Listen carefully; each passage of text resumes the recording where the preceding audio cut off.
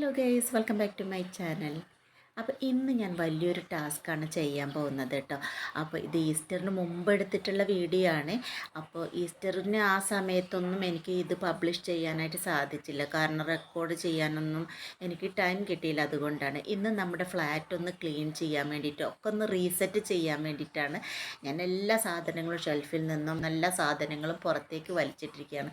കുറേ സാധനങ്ങളൊക്കെ നമുക്ക് ഉപേക്ഷിക്കേണ്ടതായിട്ടുണ്ട്, പഴയ സാധനങ്ങൾ ഉപേക്ഷിക്കേണ്ടതായിട്ടുണ്ട്.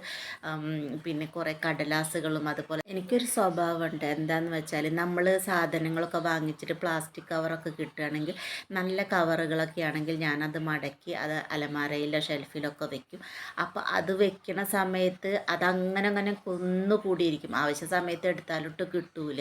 അപ്പോൾ നമ്മൾ പിന്നെ ഒരുപാട് സാധനങ്ങളൊക്കെ നമ്മൾ എവിടെയെങ്കിലുമൊക്കെ പോകുമ്പോൾ എന്തെങ്കിലുമൊക്കെ ചെറിയ സാധനങ്ങളായാലും നമ്മൾ വാങ്ങിച്ച് കൊണ്ടുവന്നിട്ട് ഈ അലമാരയിൽ തന്നെ കൊണ്ടുവയ്ക്കും. പക്ഷേ എന്താണെന്ന് വെച്ചാൽ നമ്മളെ ആവശ്യ സമയത്ത് നമുക്കത് അറിയില്ല എവിടെയാണ് വെച്ചതെന്ന്, ഓർമ്മ തീരെ ഉണ്ടാവില്ല. നല്ല ഓർമ്മക്കുറവുള്ള ആളാണ് ഞാൻ. അപ്പോൾ അങ്ങനെയുള്ള സാധനങ്ങളൊക്കെ ഉണ്ട്. അപ്പോൾ അതൊക്കെ ഒന്ന് സെറ്റാക്കിയിട്ട് കിട്ടുന്ന സ്ഥലത്തേക്ക്, പെട്ടെന്ന് കിട്ടുന്ന സാധനങ്ങളെല്ലാം മീൻസ് പെട്ടെന്ന് നമുക്ക് എടുത്താൽ കിട്ടുന്ന സ്ഥലത്തേക്ക് പെട്ടെന്ന് ആവശ്യമുള്ള സാധനങ്ങളൊക്കെ വെക്കേണ്ടതുണ്ട്. അപ്പോൾ എല്ലാതും ഞാൻ അലമാരയായാലും പാത്രങ്ങളായാലും എല്ലാം ഒന്ന് റീസെറ്റ് ചെയ്തിട്ട് വീണ്ടും ഒന്ന് അടക്കി പെറുക്കി വെക്കാമെന്ന് കരുതിയിട്ടാണ്. അപ്പോൾ അധികമൊന്നുമില്ല, നമ്മളെ 1 BHK ഫ്ലാറ്റാണ്. അപ്പോൾ അത് ഒന്ന് വൃത്തിയാക്കി എല്ലാം ഒന്ന് സെറ്റാക്കി വെക്കണം. ഇത് ഈസ്റ്ററിന് മുമ്പ് എടുത്ത വീഡിയോ ആണെന്ന് ഞാൻ പറഞ്ഞല്ലോ. ഈസ്റ്ററൊക്കെ വരുമ്പോൾ അപ്പോൾ ഞാൻ ഈസ്റ്റർ ആയാലും അതുപോലെ ക്രിസ്മസ് ആയാലും വിഷു ഓണം ഒക്കെ ആയാലും ഞാൻ നല്ല വൃത്തിയാക്കിയിട്ട്, നമ്മളെ വീട് എന്നും ക്ലീൻ ചെയ്യുന്ന വീട് തന്നെയാണ് കേട്ടോ. നമ്മളെന്നും വീട് വൃത്തിയാക്കുന്ന ആളാണെങ്കിൽ കൂടി നമ്മൾക്ക് ഒരു ഓണം, വിഷു, ക്രിസ്മസ്, ഈസ്റ്ററൊക്കെ വരുമ്പോൾ നമ്മളൊരു സ്പെഷ്യൽ ക്ലീനിങ് ഉണ്ടാവുമല്ലോ. അതാണ് കേട്ടോ ഞാൻ ഉദ്ദേശിച്ചത്. പ്രത്യേകിച്ച് എനിക്ക് കുറച്ച് വൃത്തി കൂടുതലുള്ള ആളാണ്. അതെന്ന് വിചാരിച്ചിട്ട് കാണുന്നവരാരും വിഷമമൊന്നും വിചാരിക്കരുത് കേട്ടോ. കുറച്ച് വൃത്തി കുറവുള്ള ആൾക്കാരെ ഞാൻ കുറ്റം പറഞ്ഞു എന്നൊന്നും വിചാരിക്കരുത്. ഓരോ മനുഷ്യരും തന്നെ ഓരോ നേച്ചറാണല്ലോ. എല്ലാവർക്കും ഒരേ നേച്ചറാവണമെന്ന് നമ്മൾ വാശി പിടിക്കാനും പാടില്ലല്ലോ. അപ്പം നമ്മൾ താമസിക്കുന്നിടം വൃത്തിയായിട്ട് സൂക്ഷിക്കുക എന്നുള്ളത് ആ വീട്ടിലോ ഫ്ലാറ്റിലോ താമസിക്കുന്നവരുടെ ഒരു കടമയാണെന്ന് വിശ്വസിക്കുന്ന ആളാണ് കേട്ടോ ഞാൻ. എനിക്ക് അടുക്കും ചിട്ടയും അതുപോലെ വൃത്തിയും എനിക്ക് ഏറ്റവും കൂടുതൽ എൻ്റെ അച്ഛനിൽ നിന്നാണ് കേട്ടോ ഞാൻ പഠിച്ചിട്ടുള്ളത്. എൻ്റെ അച്ഛൻ ഒരു ചീപ്പ് ഉപയോഗിക്കുകയാണെങ്കിൽ വർഷങ്ങളോളം, എൻ്റെ ഓർമ്മ വയ്ക്കുന്ന കാലത്ത് ഉപയോഗിക്കുന്ന ചീപ്പ് എൻ്റെ അച്ഛൻ്റെ മരണം വരെ ഉപയോഗിച്ച് കണ്ടുള്ള ഒരാളാണ് കേട്ടോ. അതുപോലെ തന്നെ നെയിൽ കട്ടർ ഒക്കെ ഒരെണ്ണാണ്. അത് ആവശ്യം കഴിഞ്ഞാൽ അത് ആ സ്ഥലത്ത് സൂക്ഷിച്ച് വെക്കും. അങ്ങനത്തെ ഒരു നേച്ചറാണ് എൻ്റെ അച്ഛന്. അപ്പോൾ എൻ്റെ അച്ഛനിൽ നിന്നാണ് കേട്ടോ ഞാൻ ഇങ്ങനെ ഒരു അടുക്കും ചിട്ട അതുപോലെ തന്നെ വൃത്തിയൊക്കെ പഠിച്ചിട്ടുള്ളത്. ഞങ്ങൾ കോളേജിലൊക്കെ പോണ സമയത്ത് ഈ യൂണിഫോം അല്ലാതെ കളർ ഡ്രസ്സൊക്കെ ഇടുന്ന സമയത്ത് നമുക്ക് ചിലപ്പോൾ 2-4 ഡ്രസ്സൊക്കെ ഉണ്ടാവുള്ളൂ.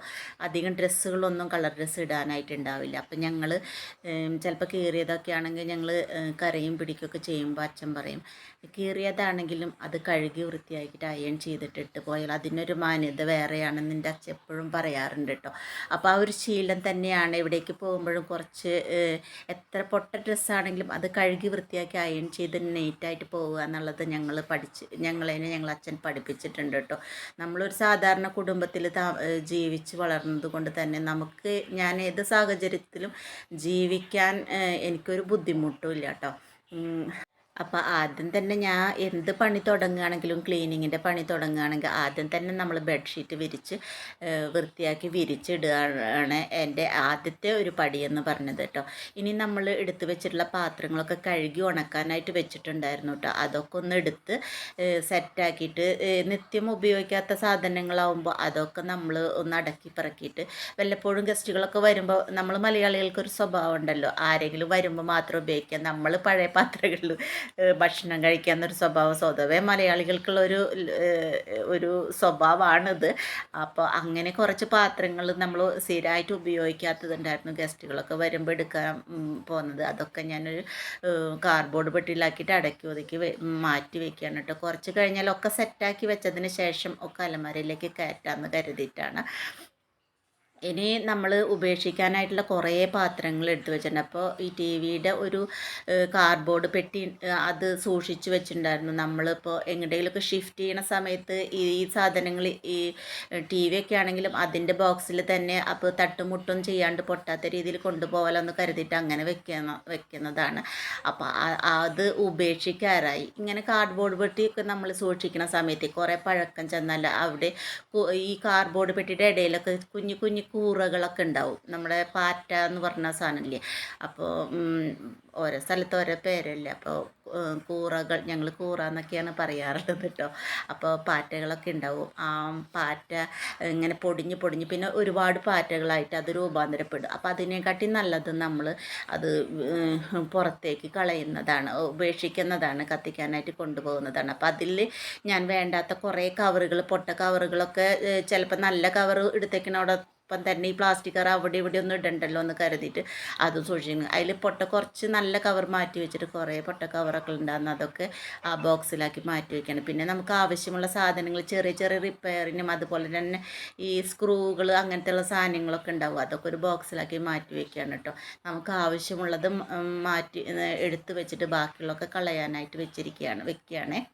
ഏട്ടൻ്റെ ചില ഫ്രണ്ട്സും അതുപോലെ തന്നെ ക്ലയൻസൊക്കെ വരുന്ന സമയത്ത് വിദേശത്തുള്ളവരൊക്കെ വരികയാണെങ്കിൽ നമുക്ക് ഗിഫ്റ്റായിട്ട് മിഠായിയും അതുപോലെ തന്നെ മറ്റുള്ള ഗിഫ്റ്റുകളൊക്കെ കൊണ്ടുവരാറുണ്ട് കേട്ടോ. സ്പ്രേ ഒക്കെ കൊണ്ടുവരാറുണ്ട്. അപ്പം ഞാൻ അതിൻ്റെ സ്പ്രേ കുപ്പികളായാലും കഴിഞ്ഞാൽ കളയില്ല. പിന്നെ അതുപോലെ തന്നെ മിഠായിയുടെ പെട്ടിയായാലും അതിൻ്റെ ഭംഗി കണ്ടിട്ട് ഞാൻ അതിൻ്റെ പെട്ടികളൊന്നും കളയാറില്ല. കാരണം അത് എടുത്ത് വെക്കും, എന്തെങ്കിലും വല്ല ക്രാഫ്റ്റ് വർക്ക് എപ്പോഴെങ്കിലും ഒഴിവുള്ള സമയത്ത് ചെയ്യാമല്ലോ എന്ന് കരുതിയിട്ട്. പക്ഷേ ഇപ്പോൾ അതൊക്കെ എടുത്ത് കളയേണ്ട ഒരു അവസ്ഥയാണ് കേട്ടോ എനിക്ക്. കാരണം എന്താണെന്ന് വെച്ചാൽ ഒക്കെ ഇങ്ങനെ എടുത്ത് വെച്ച് ഒരുപാട് സാധനങ്ങളായി. അപ്പോൾ വെക്കാനും സ്ഥലമില്ലാത്ത ഒരു കണ്ടീഷനാണ്. അപ്പം നമ്മളിതിപ്പോൾ അങ്ങനെ എടുത്ത് വെച്ചിട്ടുള്ള കുറേ മിഠായി പെട്ടികളൊക്കെയാണ് ഇപ്പോൾ ഞാൻ കളയണത് കേട്ടോ. അതുപോലെ തന്നെ ഞാൻ ഈ സ്പ്രേയുടെ കുപ്പികളൊക്കെയാണെന്ന് വെച്ചിട്ടുണ്ടെങ്കിൽ നല്ല ഭംഗിയുള്ള കുപ്പിയായാലും പൊട്ട കുപ്പിയായാലും ഭംഗിയില്ലാത്ത കുപ്പിയായാലും ഞാൻ എന്ത് ചെയ്യാമെന്ന് വെച്ചാൽ അത് സ്പ്രേ ഒക്കെ കഴിഞ്ഞ് കഴിഞ്ഞാൽ അത് വൃത്തിയായിട്ട് കഴുകിയിട്ട് അതിൻ്റെ നോബൊക്കെ എടുത്ത് കളഞ്ഞതിന് ശേഷം അതിൽ കുറച്ച് വെള്ളം ഒഴിച്ചിട്ട് വല്ല മണി പ്ലാന്റ് വെച്ചിട്ട് അതിൽ തന്നെ നമ്മുടെ അകത്തൊക്കെ മേശയുടെ മുകളിലൊക്കെ വെക്കും. എനിക്ക് അങ്ങനെ കളയാൻ അങ്ങോട്ട് തോന്നാറില്ല.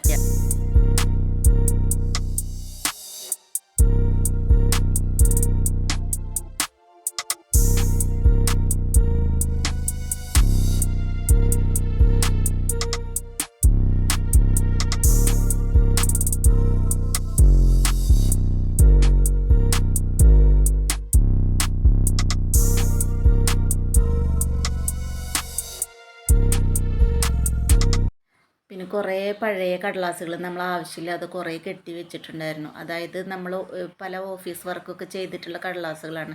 അപ്പോൾ അതിൻ്റെ കാലാവധിയൊക്കെ കഴിഞ്ഞിട്ടുണ്ടെങ്കിൽ അത് കളയേണ്ടതായിട്ടുള്ള കടലാസുകളാണ്. അപ്പോൾ അത് സെപ്പറേറ്റ് തിരിച്ചിട്ട് നമുക്ക് വേണ്ടതും അല്ലാത്തതുമായിട്ടുള്ള സാധനങ്ങൾ തിരിച്ചിട്ട് അത് കത്തിക്കാനായിട്ട് ഇടുകയാണ്. ആദ്യം നമുക്ക് ഈ ഒരു കൊച്ചു ടേബിളൊന്ന് സെറ്റാക്കി എടുക്കണം. എല്ലാം അതത് സ്ഥാനങ്ങളിലൊന്ന് വെക്കണം. ഇപ്പോൾ ഈ അടക്കി വെച്ചിരിക്കുന്നത് എന്താണെന്ന് വെച്ചാൽ നമ്മൾ ഉടമ്പടി എടുത്തിരിക്കുന്നത് കൊണ്ട്, കൃപാസനത്തിൽ ഉടമ്പടി എടുത്തിരിക്കുന്നത് കൊണ്ട് അതിൻ്റെ പേപ്പേഴ്സും മറ്റുള്ള സാധനങ്ങളും ഡോക്യുമെൻറ്റ്സും കുറേ സാധനങ്ങളൊക്കെ നമ്മൾ നിയോഗാർത്ഥം വെച്ചിരിക്കുന്നതാണ് കേട്ടോ അത്.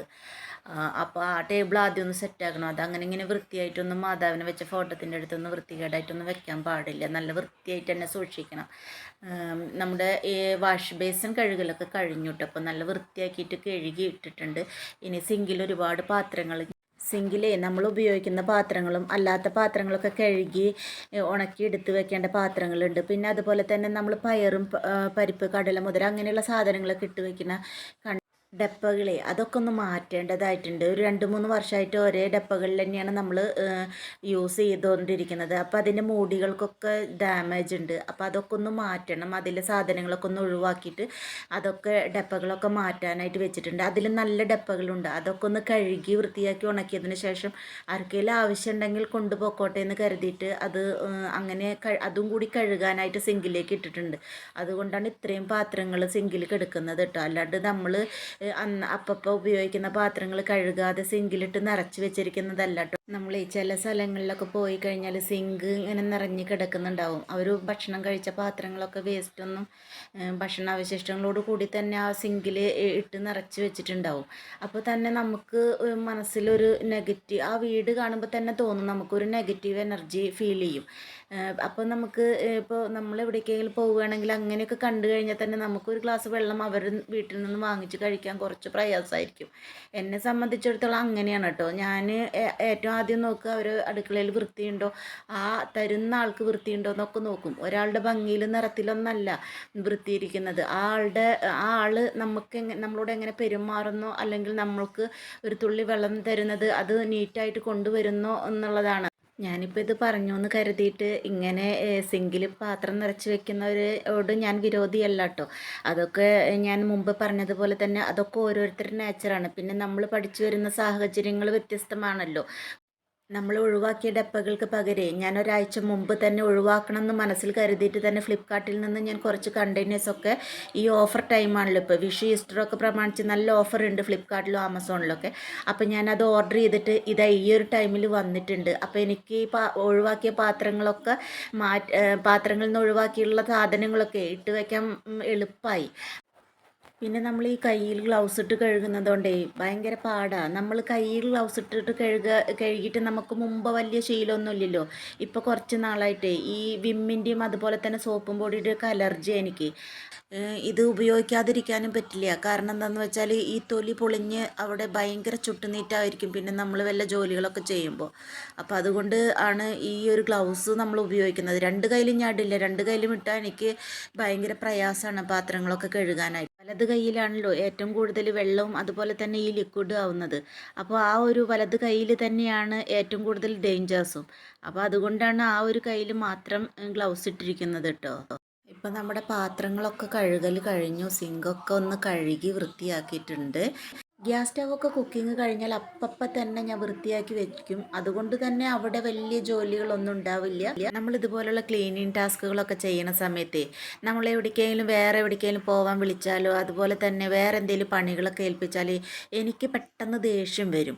ആ ഒരു പണി മുഴുമിപ്പിക്കാതെ അങ്ങോട്ടും ഇങ്ങോട്ടും തിരിയാൻ എനിക്ക് തീരെ താല്പര്യമില്ലാത്ത ഒരാളാണ് കേട്ടോ. അപ്പോൾ പറഞ്ഞു വരുന്നത് എന്താണെന്ന് വെച്ചാൽ ഈ ഒരു ക്ലീനിങ് ടാസ്കിൻ്റെ ഇടയ്ക്ക് പെട്ടെന്ന് പോസ്റ്റ് ഓഫീസിൽ ഞങ്ങൾക്ക് കുറച്ച് ദിവസമായിട്ടൊരു സാധനം വരാമെന്ന് പറഞ്ഞിട്ടുണ്ടായിരുന്നു. അത് ഈ ഒരു ക്ലീനിങ് ടൈമിലാണ് വന്നത്. നമ്മളെ ക്ലീനിങ് മുഴുവനാകുന്നതിന് മുമ്പേ നമ്മൾ മുഷിഞ്ഞിട്ടൊക്കെയാണല്ലോ നിൽക്കുന്നുണ്ടാവുക. അപ്പോൾ നമുക്ക് ഈ ഡ്രസ്സൊക്കെ മാറി പോകാൻ കുറച്ച് പ്രയാസമായിരിക്കും. എന്നാലും എനിക്ക് പോവാതിരിക്കാൻ പറ്റില്ല. അപ്പം ഈ ക്ലീനിങ് ടാസ്കിലിടയ്ക്ക് അതുകൂടി എടുത്തു വന്നതിന് ശേഷമാണ് കേട്ടോ ബാക്കി ഫ്ലോർ ക്ലീനിങ് ഒക്കെ ഞാൻ തുടങ്ങി വെച്ചത്. കുറച്ച് വലിയ ടാസ്ക് തന്നെയാണ് കേട്ടോ നമ്മളെ ഫ്ലാറ്റ് റീസെറ്റിങ്ങും ക്ലീനിങ്ങും ഒക്കെ. അപ്പോൾ ഏട്ടനും കുറേ അധികം ജോലികളൊക്കെ അടക്കി ഒതുക്കി വെക്കാനൊക്കെ കുറേ എന്നെ സഹായിച്ചിട്ടുണ്ട് കേട്ടോ. അപ്പോൾ നമ്മുടെ ക്ലീൻ ചെയ്ത ഫ്ലാറ്റ് ഒന്ന് കണ്ടു നോക്കിയാലോ. റീസെറ്റ് ചെയ്തതൊക്കെ എങ്ങനെയുണ്ടെന്ന് കണ്ടു നോക്കാം.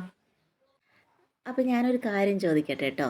നിങ്ങളും എന്നെപ്പോലെ ക്ലീൻ ചെയ്യാനും അതുപോലെ തന്നെ റീസെറ്റ് ചെയ്യാനൊക്കെ ഇഷ്ടപ്പെടുന്ന ആളുകളാണോ? നിങ്ങൾ താമസിക്കുന്ന ഇടമായാലും അത് വീടായിക്കോട്ടെ ഫ്ലാറ്റ് ആയിക്കോട്ടെ നമ്മൾ താമസിക്കുന്ന ഒരു റൂം ആയിക്കോട്ടെ അതൊക്കെ വൃത്തിയായിട്ട് സൂക്ഷിക്കാൻ താല്പര്യപ്പെടുന്ന ആളുകളാണോ? അങ്ങനെയുള്ളവരൊക്കെ ആണെങ്കിൽ ഒന്ന് കമൻറ്റ് ചെയ്യണം കേട്ടോ. അല്ലാത്തവരാണെങ്കിൽ വിഷമിക്കൊന്നും വേണ്ട കേട്ടോ. അതൊക്കെ ചിലർക്ക് സമയക്കുറവുണ്ടാവും, ജോലിക്കൊക്കെ പോകുന്ന ആളുകളാണെങ്കിൽ എങ്ങനെയുള്ളവരാണെങ്കിലും നമുക്കൊന്ന് നമ്മൾ വീഡിയോ എടുക്കുന്ന താഴെ ഒന്ന് കമൻറ്റ് ചെയ്യാൻ മറക്കരുത് കേട്ടോ. അപ്പോൾ ഇതാണ് കേട്ടോ നമ്മൾ ഫ്ലിപ്കാർട്ടിൽ നിന്ന് ഓർഡർ ചെയ്തിട്ട് വന്നിട്ടുള്ള സ്റ്റോറേജ് കണ്ടെയ്നർ. ഇനി നമുക്ക് ബെഡ്റൂമൊക്കെ ഒന്ന് നോക്കാം.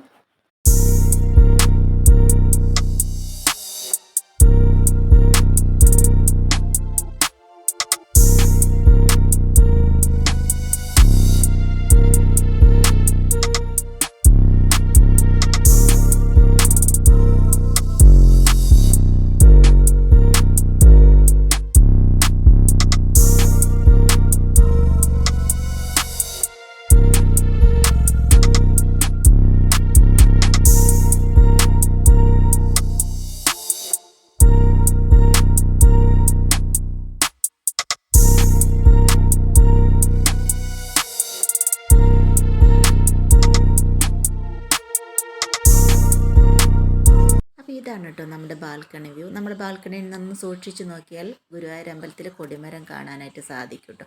ഗുരുവായൂർ അമ്പലത്തിൽ പാട്ട് വെച്ചാലൊക്കെ നമുക്ക് കേൾക്കാൻ സാധിക്കും.